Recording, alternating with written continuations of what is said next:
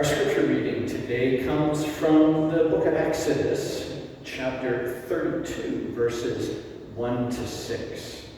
And this is a bit of an accompaniment to our story from last week of the pillars of cloud and fire. This is the story of the golden calf, when Moses was still leading God's people through the wilderness. Starting at verse 1. When the people saw that Moses delayed to come down from the mountain, the people gathered around Aaron and said to him, "Come, make gods for us. Who shall go before us? As for this Moses, the man who brought us up out of the land of Egypt, we do not know what has become of him." Aaron said to them, "Take off the golden rings that are on the ears of your wives, your sons, and your daughters, and bring them to me." So all the people took off the golden rings from their ears and brought them to Aaron. He took the gold from them, formed it in a mold, and cast an image of a calf. And they said, "These are your gods, O Israel, who brought you up out of the land of Egypt." When Aaron saw this, he built an altar before it, and Aaron made proclamation and said, "Tomorrow shall be a festival to the Lord." They rose early the next day and offered burnt offerings and brought sacrifices of well-being. And the people sat down to eat and drink and rose up to revel. This is the word of the Lord. Thanks be to God. So, today's the story of the golden calf. If you grew up in the church, you're probably fairly familiar with this story. And so I want to ask you, if this is a story that is familiar to you, before I unpack it a little bit, what does that image of the golden calf symbolize to you? When you hear the idea of the golden calf, what does it make you think of? What does the golden calf represent in your understanding of this story? You can actually answer out loud if you want to. Opulence. Opulence, yeah, there's one. Materialism. Materialism, yeah. Any others? Yeah. Being lost. Being lost, yeah, for sure, yeah. Any other ideas? What are some of the things that the golden calf represents to you? Those are some good ones. One more? Yeah. False gods. I was hoping somebody would say that one. Yeah. It is all of those things and even more. Why do you think the ancient Israelites, our ancient ancestors, why do you think they chose the image of a calf, a bull calf in particular? Why do you think they chose that image to be the thing that they constructed out of their melted gold? Well, the reason is because back in Egypt, where they had come from, according to the story, where they had been enslaved for so long, there was a whole raft of gods in ancient Egypt, and one of the most important gods in all of ancient Egyptian culture was the god known, and forgive my Egyptian pronunciation here, Hapi-Ankh. I hope I got that right. Hapi-Ankh was a bull. The bull was one of the most venerated gods in ancient Egyptian culture. And if I got my translation correct, and I'll have to be honest with you, my access to resources on how to translate ancient Egyptian is limited. But to the best of my ability, I believe Hapi-Ankh translates to bull of life. Bull of life. Because this bull represented life and was, as I said, one of the most important gods in the entire pantheon of Egypt. Why? Well, because bulls were hugely important to them as a society. It was one of the most important pieces of technology available to ancient Egyptians. You know how today nobody can go anywhere without their cell phone. Oh, mine's right there. I forgot it's actually recording us. I can't go anywhere without this. Anywhere you go, you see people out with their phones doing this. And anytime anybody sits down to be idle, out comes the phone. Can't sit still for 5 seconds without the phone coming out, because it's a piece of technology that has become central to our existence. The bowl was central to their existence as well. And so they venerated the bull image as one of their ancient deities. So they worshipped the bull, which means in this story, the bull represented to the ancient Israelites a form of worship that they had grown up with, had come to know, and had come to be comfortable with and familiar with. The bull in the desert was a comforting reminder to them of the way life used to be when they were back in Egypt, before Moses yanked them out of the comfort of slavery and cast them into the desert to follow him on this bizarre journey. The bull represents that life that they left behind. It represents going back to the old ways, because life in the desert and the way they were having to worship in the desert was unfamiliar and uncomfortable. The bull represented the comfort of what they had come from. So what does the wilderness represent? We talked about this last week. Last week we talked about what we need to invest in, the hope of the future, and stop investing in the fear of the decline. And we talked about the desert journey that we are being called upon. So what is this desert journey that we're in right now? Well, the desert journey in the Bible frequently, if not almost always, represents a time of inner soul searching. Whoever is in the desert is learning about themselves, learning about what's really important and what's not important. When we are called on our own desert and wilderness journeys, those are times for introspection, times for looking inside ourselves and determining what's important for us and what isn't important. It's a time in the desert of being forced to live without the things that aren't as important as we thought they were, and being forced to focus on the things we miss that we realize are more important than we thought they were. And the last 18 months, the pandemic has put us through exactly that kind of experience. Forced to live without the things that aren't as important as we thought they were, and forced to focus on the things that we really miss that are more important than we thought they were. And because of that learning, that's why, as we talked about last week, here in this congregation, we're investing in these worship renovations.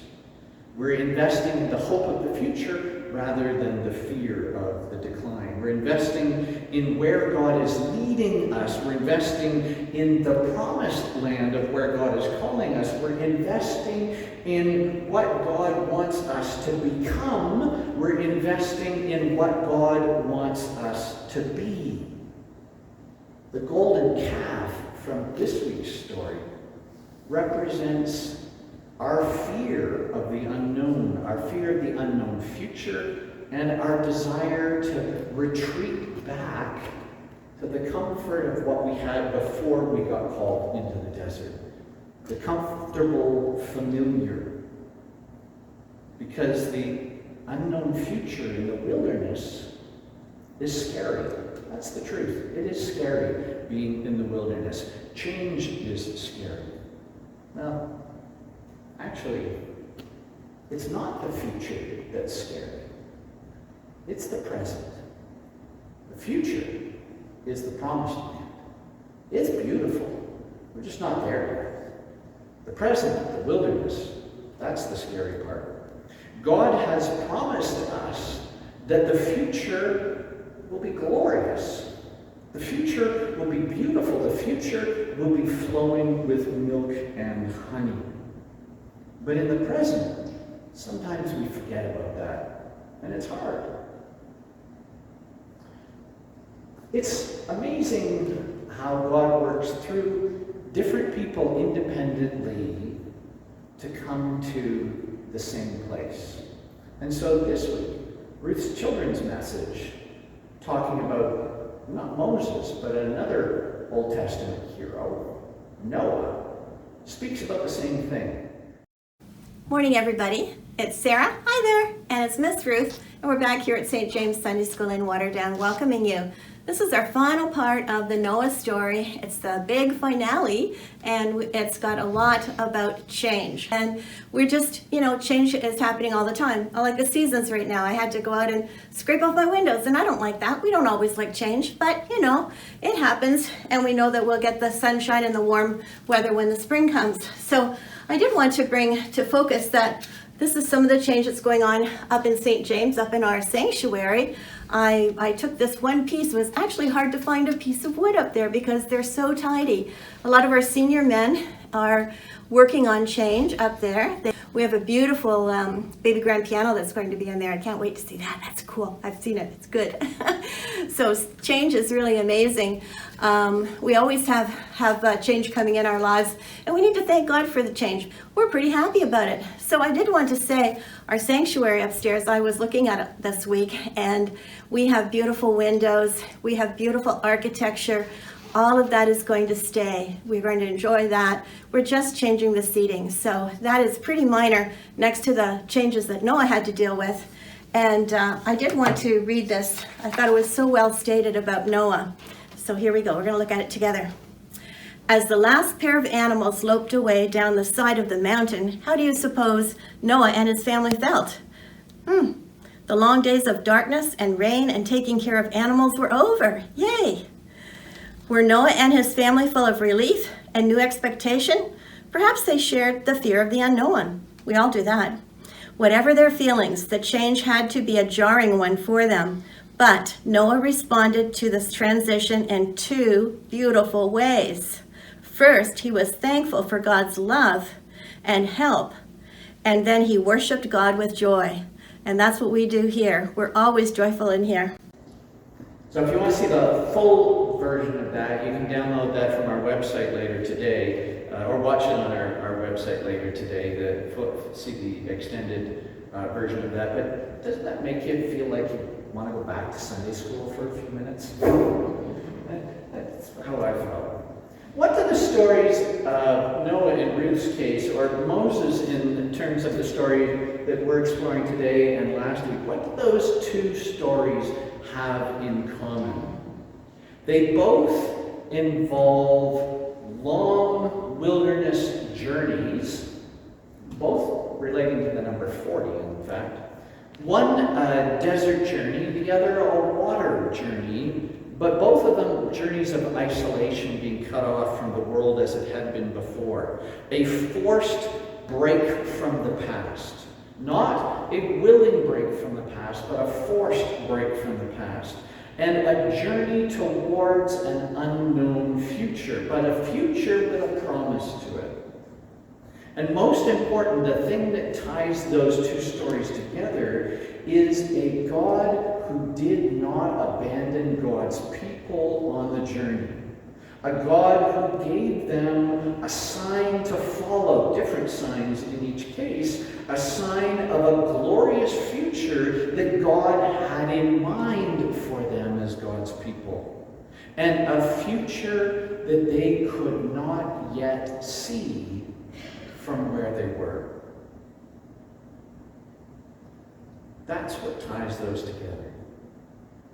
As I said before, last week we talked about investing in hope rather than investing in fear. But the truth is we can't fully invest in hope until we acknowledge and honestly face our fears. And we acknowledge and honestly face those fears so that we're not blind to them and not blinded by them.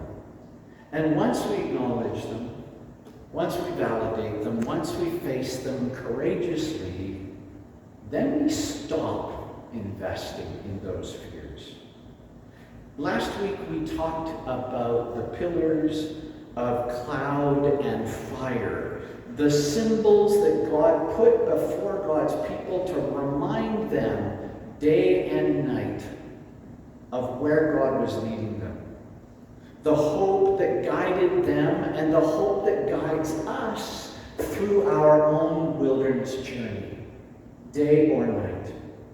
So today we acknowledge, last week we focused on those hopes. Today we acknowledge the fears that threaten to make us want to turn around and go back to the way things used to be.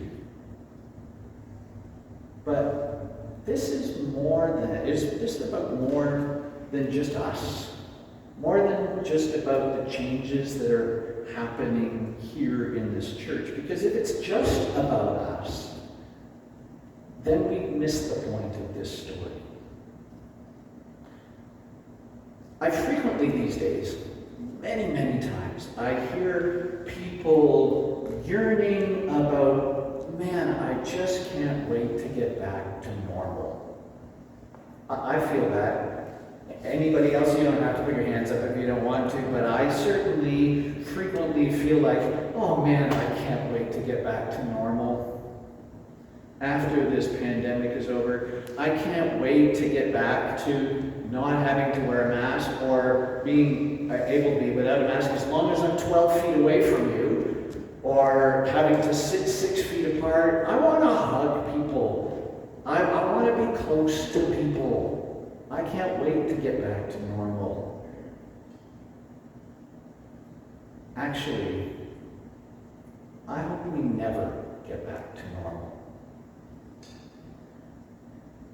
If normal means a world that, as it was before, disrespects the environment, if normal means a world that disempowers people because of their gender, their sex, their skin color, their racial background, their economic status, their country of origin, their beliefs, or who they love, if normal means a world where wealthy people, where greed, where power have run amok, if normal means a world where an orange-haired buffoon can brag about grabbing women in the most inappropriate ways and get away with it, if normal means that a world where pleas for help in finding missing Indigenous women and children go ignored for far too long, if normal means a world where land rights are ignored, if normal means a world where we are blind to our own privilege and the hurt that causes to others, if normal means a world where we can't even disagree without hating each other, all of those things were normal and normalized before the pandemic started. The pandemic just shone a great big spotlight on all of those for us so that we could no longer ignore their ugliness. That's the normal I never want to go back to. If this pandemic doesn't teach us a whole new way to live, then we have wasted the opportunity and the gift that God has given us with this time of journey in the wilderness.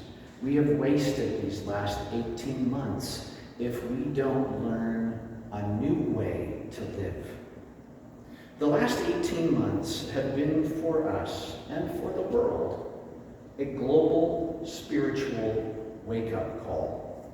And that term, wake-up call, has been co-opted by a narrow sliver of society. So I want to be clear when I say it's a global spiritual wake-up call. I'm not saying it's a global spiritual challenge to the sheeple out there. I'm not saying it is a global spiritual challenge for us to wake up and scream about the freedoms that are being taken away from us because we have to wear a mask or do other things that demonstrate our love for our neighbor and our consideration for our neighbor. No, that's not the kind of global spiritual wake-up call, but that language is being co-opted out there. It's a wake-up call to our own selfishness and self-centeredness. Our need to make everything about ourselves, rather than about the neighbors that Jesus called us to love. So the golden calf not only represents our fears, but it also represents our selfishness. It represents us wanting to make it about us and our comforts or lack of comfort. It's about our fear of the unknown future that we face and our need to let go of those selfish comforts. But, as one of you, and now I've forgotten who it was, mentioned, the golden calf also represents unfaithfulness. Because when it is God who has called us on the wilderness journey, for the last 18 months of soul searching and learning from this experience, when it is God who has called us on that journey, and our fear makes us want to turn around and retreat back to the way the world was before the journey, if it's God calling us on that journey, then acting on those fears is indeed unfaithful. Fear isn't unfaithful. Fear is natural. Fear is normal. Fear is reasonable. Acting on that fear in a case like this and trying to influence other people to act on their fears, stirring up more fears, weaponizing fear, that's unfaithful. As I said, the wilderness is a time for learning. Wilderness experiences force us to look in the mirror. Look in the mirror and see ourselves reflected back. Sometimes we like what we see. Sometimes we don't like what we see in the mirror. And sometimes it's a bit of both. We like some of what we see. And there's parts of it that now that we're looking in the mirror, may need to lose a few pounds. 40, by the way, since June. I'm proud of that. It's easier in those moments of looking at the mirror when we see things we don't like.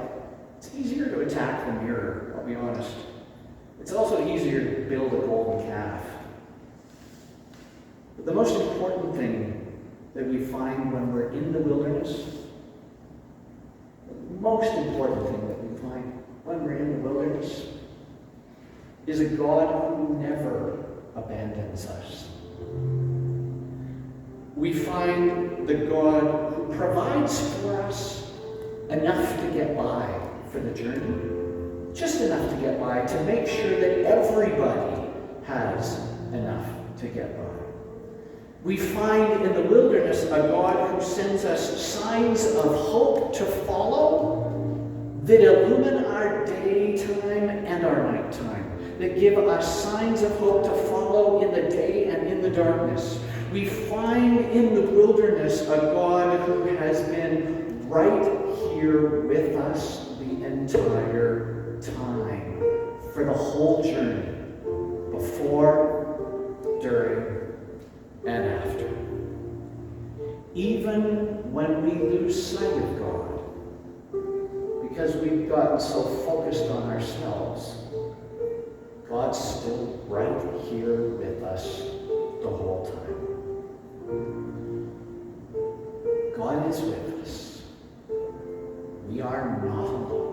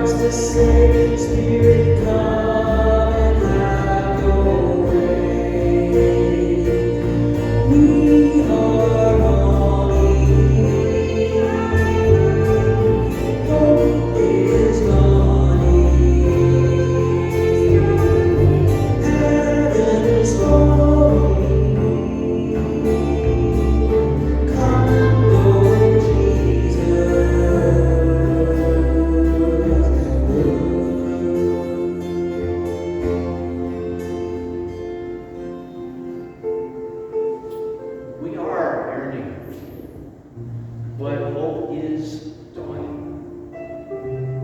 As we travel through the wilderness, night and day, each day comes to a close and then the dawn dawns the next day. Through the darkness, through the dawn, God gives us a sign to follow, to remind us that God's there the whole time. Even when we're scared in the dark, God is with us. And that when that dawn comes, God is still with us. When that hope dawns, God is still with us. God is constantly calling us to continue journeying towards that